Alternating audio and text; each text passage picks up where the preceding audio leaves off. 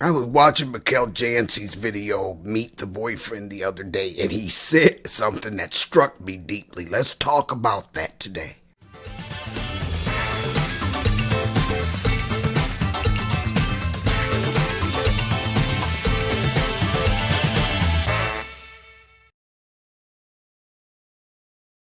As a matter of background, Mikel Janssen is a young lady who took us through her journey after divorce, and she has been very transparent about the challenges she was having emotionally. But the remarkable thing about her, and the reason I did a previous video on her, is because instead of focusing on how she was so wronged and focusing on being bitter and angry, she went inside.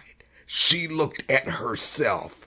She looked at mindsets she had that led her into that marriage in the first place. And as she has grown, it has been so remarkable how she has chosen to challenge herself in those areas, but also to challenge herself toward one, independence, and two, adventure. Now, having been divorced less than a year now, it's coming up on a year since they broke up, and she moved back home to Texas. And she had no plans whatsoever of getting involved in a relationship because she felt that she had to learn herself. She felt like she had some growing to do. And she decided that in doing that she would focus on personal experiences, like she'd take solo trips, doing things she always wanted to do. She came back and she's closer to her family and everything. So she's in a good place from that perspective. Never had any plans to have a boyfriend. That was down the line. She wasn't thinking about that. But as it often goes, she met a young man. Now, Mikel decided to go very slowly into this, and she seems to be truly enjoying the relationship. She wasn't going to share too much about that part of her life with us because she wanted to kind of feel it out herself. But at some point, they decided to make it official that they're boyfriend and girlfriend. I'm going to play a clip now so that you can hear how she prefaced this question and answer.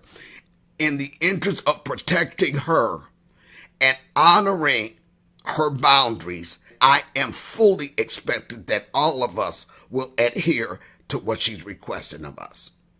You guys witnessed firsthand me get myself into an unhealthy situation and then experience a lot of heartbreak and hurt, and I totally get that. But my hope for introducing Jordy to you guys is that as I continue to live my life and navigate dating and a relationship and learn all of that post-divorce and share the emotions of that with you, what I really don't want to happen is to receive unsolicited advice or to receive potentially criticisms, even if it's constructive criticisms, or for people to be overly cautious on my behalf. I think that that's my job to do. I have awesome people around me, family, friends, therapists, and I want to be able to honestly hear and assess what those people are telling me and what those people are speaking into my life, because they see so much of the more full picture.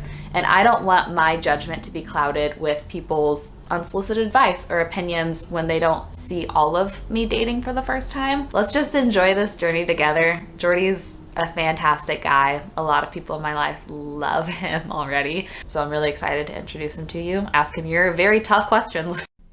I'm sure all of us can agree that that's not too much to ask. Now, the clip. How do you plan to gain her trust after what she's been through? It's not as much game. Mm-hmm. It's more just show. Like, I don't want you to have to rush through the process of trusting somebody new so quickly. So I think it's more like I just show up, be kind a day at a time, and let you trust that at your own pace. Honestly, it's like none of my business. I just need to treat you well, and that's your own road. Wow. Did you hear what he said? You go, Jordy. I'm saying that was so powerful to me. Wow. It's like he has such a healthy perspective on this. Now, you have to understand, as a matter of background, Jordy just came out of a long-term relationship. He had decided he's not going to have another girlfriend for a while. And for him to, behind all of that, okay, all of that hurt and the potential distrust it could build in him, he has the most healthy perspective about relating to Michel that you could ever have. He's not taking her on. Y'all got to go back to my thing on the Knight in Shining Armor where I talk about Captain Save-A-Hole, where he feels so bad about himself that he's got to go out there and try to save everybody else that he thinks is less than he is in order to feel decent about himself. This ain't even that. This is not Captain Save-A-Hole, Knight in Shining Armor. I don't think Michel's looking at him like a Knight in Shining Armor, and he's not looking at himself as one. This man said, look, my part is to just be who I am, treat Michel well, and none of the rest of that is my business. That's her journey. I'm not trying to interfere with that journey. I'm not trying to shorten that journey. I'm not trying to prove something to her. My part is my part. I'm just going to keep treating her kindly because that's who I am. Full stop. That was so powerful to me, and I just kind of ruminated on that. And I knew when it struck me, that's how I know what videos to make.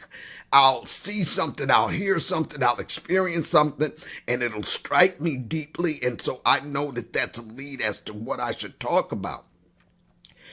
So I ruminated on that. I wanted to figure out how I could handle this section of Michel's video with respect and ensure that my subscribers honored those boundaries she drew around this video. And as I was ruminating on all this, what happened was I ran into two more clips that were similar situations to this. We met in very different places personally. So despite being in a relationship or not, I just feel like my 1.5 years of being single and dating gave me time and space to do a lot of self-work, learn a lot about myself. I did a lot of spiritual work and all of it. And I came to a place where I was very clear on what I wanted for my life. Whereas Jared, I felt, hadn't taken the time or had the space to really figure that out for himself. Being in a long relationship, meeting me, having a little bit of time, but I feel like, yeah. And so that became like a thing for us. It's funny because like 2 months into us hanging out back in New York, I said to him, I was like, look, this is no pressure and no stress, but I'm letting you know right now, I'm not the girl that you're gonna say we're hanging out or dating a year from now. Whatever, like, bro. I was like, it's not me. And I'm just gonna let you know I'm not that girl. And so after that year of like push and pull, I can only say the thing that I digest it as is just that he hadn't figured out like, whoa, if I met the person that I really could be with for the rest of my life, am I ready? Like, am I ready for that? Am I actually ready for it? You know what I mean? Even though I knew it was special, I wasn't. I just wasn't ready for it yet. You were willing to basically let me go. Which, by the way, was big for me because... No, I had never broken up with someone in love. There was always something that was like, you did this, or there's just like this breaking point. I just recognized that whatever he was going through personally had nothing to do with me. Whatever he was going through had nothing to do with me. Shades of Jordy. Powerful. What is that? See, when we're traumatized, we might be in a relationship. It might even be the woman or man that we're supposed to be with. It might have great potential.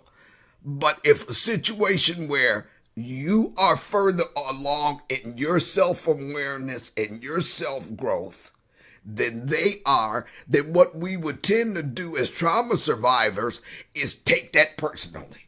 Oh, we're being rejected. We off into the trigger trail, because triggers have trails, okay? And we might act in that relationship, get real needy and clingy, instead of giving them room to grow.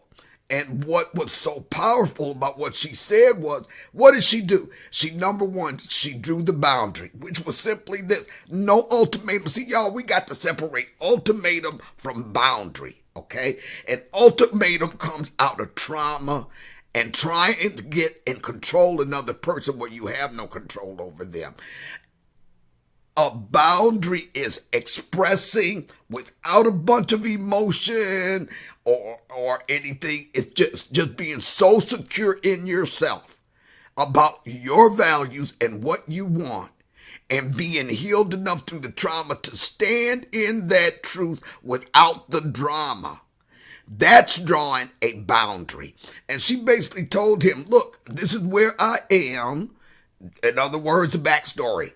I've done the work. After that last breakup, I looked inside. I've done some growth, and I'm not looking for a relationship that's going to drag out for years, or I'm looking for a permanent situation.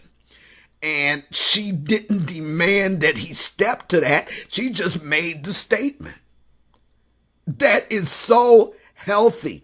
And the next thing that she said that is so powerful in this, aside from the what I will call from now on the Jordy Rule, which is your personal growth, I cannot control that. That's really none of my business, and I'm not here to interfere with that at all, but I'm going to focus on me. That's the Jordy Rule, okay?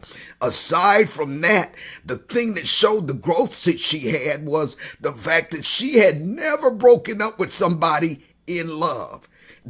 What does that tell me? I know in my life, I know in a lot of traumatized people's lives, we'll be in a relationship, and because we don't really have our voice where we can feel we can do as she did, stand in our truth and speak that out without the drama, then we shut down. And we take it and we take it and we take it and we take it until we just blow up like a pressure cooker, and we go off and we break up in that anger, and then we go into the next relationship never having dealt with whatever we needed to deal with internally, let alone never having healed from the last one. And then we go into another situation where it turned out not to be good for us, and we break up. It's the cycle. It's the cycle. What did she do? Nope, last relationship, I'm going to spend some time on me. She happened to meet this guy. She liked him. They got along. She saw the potential, but she acknowledged and affirmed. She didn't gaslight herself, and he wasn't trying to gaslight her either, that he wasn't ready. He had not walked that journey. Maybe it's been too close a time between his last breakup and meeting her. So I'm bringing this to y'all because these are situations that we can run into as we go back into dating. And these people are Jordy and Michel. Look, let's talk about Jordy and Michel. I look at them, and in him, I see the best friend. I want you guys, I'll put a link below. You need to go watch that entire video, because when they asked him what he liked most about Michel, he talked about being able to bounce things off on her honoring and respecting the wisdom he gets from her, how wise she is, and trusting her with his day-to-day situations that he deals with. He loves to talk to her because he feel like he gets a really good perspective on things. And I think that she has found it easy to share with him, and what he's teaching her is that, number one, that people can do for you. See, Michel had been do for everybody else, always outwardly focused, and because that's true to who she is. She's a loving individual, non-judgmental individual, giving individual, but she's learning in this relationship how to receive and how she loves that, and didn't even know how much she needed that in her life until Jordy. So they're learning each other. But back to the current clip. To be honest, it wasn't just for her. You know, it was for myself. I was like, okay, I need to do some work here and figure out what I want in a relationship. Because one thing that I think both of us attracted us to each other was that we come from a family where both of our parents are together still. And I knew I wanted that for my life. I knew I wanted a partner. And, you know, 6 months had passed and it just what didn't feel right, not being with her. I needed to be able to see her as my best self. And I felt like I was closer to that than I was six months before. Yeah, he definitely, I always used to say, because through history, it's very rare, I believe, that people generally like break up and get back together and it works. It's usually if you break up and you don't do the work, the thing that was plaguing you in the first place is just still there. You're just hoping it goes away, but it doesn't. And I always said no U-turns. That was like this running joke between me and my friends. No U-turns, like I'm not turning back. And when he came back around, I didn't feel like I looked back for him.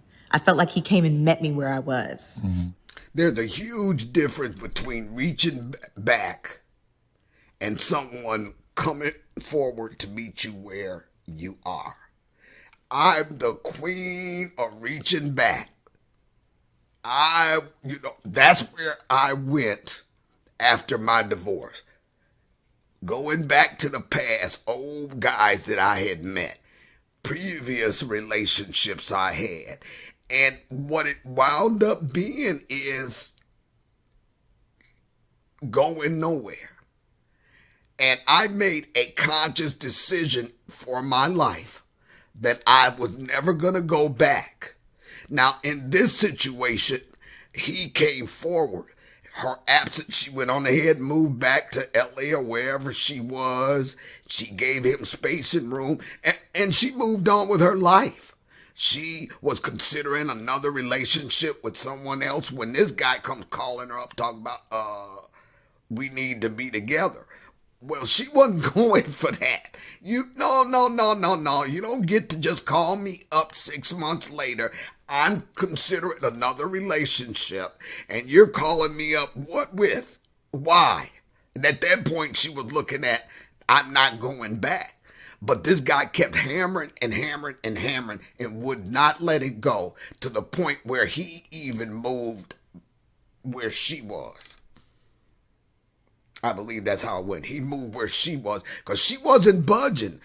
Look, what did she do? She stood on her values. If that relationship with this man was supposed to happen, then it was going to happen while she stood on her values. And that's why I tell you guys all the time, as trauma survivors, we have got to determine what values are we standing on.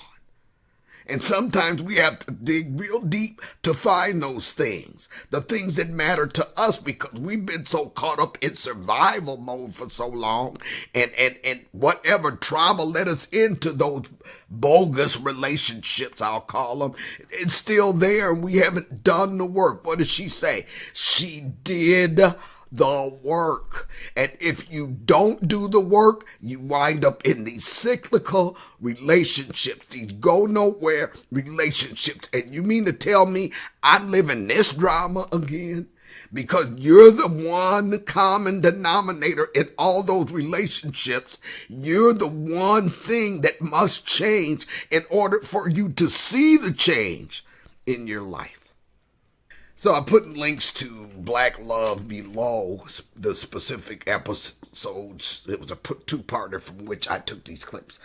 But what's the takeaway here? The takeaway is that as we move back into relationships and dating and maybe finding that person, we have to be aware of, number one, any tendencies we have toward codependency, where we feel like we have to be Captain Save-A-Ho or Captain Save-A-Joe, where we are using them and overly focusing on them to the exclusion of doing our own internal work. We have to be ready to allow other people their growth process. It's not going to benefit either of us in that relationship if either of us truncates or cuts short or interferes with the other's growth process. We have to understand that sometimes we may meet the right person and they're just not ready, or meet the right person and we're not ready. The only way to ensure that we are addressing and dealing with those situations properly is to keep an internal focus. If you're like me and you're a Christian, and you can pray to the Lord to show you. Now, I didn't use the clip from a Christian couple who were in this episode where she met the guy. She felt like he was the one. She prayed about it, and the Lord said, just stay friends. And as they just stayed friends, she became torn apart because she was feeling herself loving this man. But at the same time, she's obedient to what the Lord has told her to just be friends. Eventually, she came to him and told him, basically, the Lord told me just to be friends, and I'm not trying to pressure you. Again, we got a woman standing on her values, but this is tearing me apart, and I'm not going to disobey what I believe God told me in order to move forward in this relationship. And she told him about her relationship with God, and then she turned around and was ready to walk out. He said, whoa, wait a minute. You mean you're going to drop that on me and then not give me an opportunity to ask questions? So she was so ready in her mind that was just going to be it. She comes back. They talk about it. He's real inquisitive about this God that she served. And eventually, as he asked her questions and got answered, he wound up going to a Bible study with her. And this Bible study was not pie in the sky, hoity-toity, somebody lording it over somebody else in the interest of calling themselves a pastor. Okay.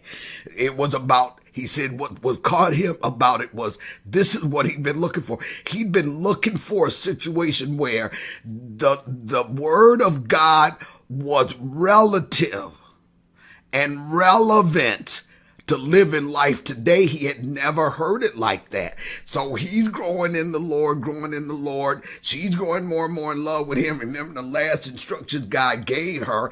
And then she wanted to break up with him because she said, it's tearing me apart. And what he said was, I went from loving her and wanting her in my life to loving her and taking the stance that I'm not going to be the cause of her not obeying her God. And he basically said, well, if us dating is tearing you apart, then really what do we really have? And then it turned out that the Lord's instruction to her was basically, yes, this is the man I have for you. After all of this went on, I don't know how many months it was. And she didn't want to actually believe that. She asked him to give her a specific sign that she was hearing him right. And in the conversation where they had agreed to break it off, that we're going to celebrate each other's birthdays and then we're going to break it off and then we're just going to leave this alone. And that night in that conversation, you have to go watch it because I'm not going to give it up. You have to watch it to get it. The Lord gave her that sign. And there was no mistaking that was God confirming to her. Now, this is her telling the story. I relayed her story, telling her that, yes, it's okay to move forward because this is the man for you. What did we see in these stories? A progression, a couples coming together and knowing that in themselves that they were attracted to each other, but understanding the truth of the matter. And that's that I may be farther along on my growth journey than they are. And this is what I wish for you, that it's always with you that you're further along than they are, rather than they're further along than you are. what I mean by that is this. I'm hoping that as you have broken off a relationship or found yourself in a cycle of toxic relationships or whichever place you are, that you always will maintain an inward focus to understand what your trauma dynamics are, to see those, because that's the beginning of empowerment. Again, I said in one previous video, other people see us more clearly than we see ourselves when we're caught up in a trauma brain dynamic where we're surviving that trauma, but we're not growing past and thriving past the trauma. And so when we're caught up in what I call trauma brain, then we are never seeing ourselves the truth of who we truly are. But those other people who see us can see that.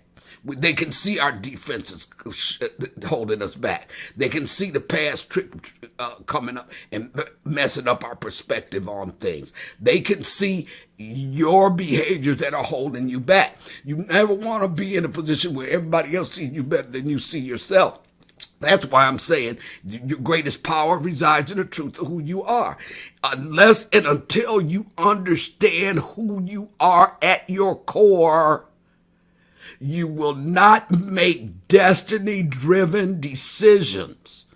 We will always be pulled off focus by a traumatic event or trigger, or cycles that are self-defeating, and disempowering belief systems that are built on absolute lies.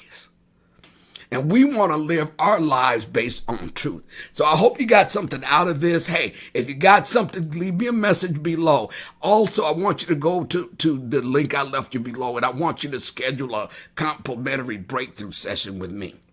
Now, when you schedule this session, what we're going to do is we're going to talk about what are your pain points, what's keeping you up at night. And we're going to talk about maybe giving you a couple of really solid ways to deal with that and determining also whether or not you and I will be a good fit to partner in your progressing into thriving past trauma. So schedule your complimentary breakthrough session. There's also a link below for the 5-day Loving Your Life challenge that's going to get you on solid ground so that you can begin to ground yourself in your personal values and know how to cut your losses before you put your heart into another go nowhere relationship.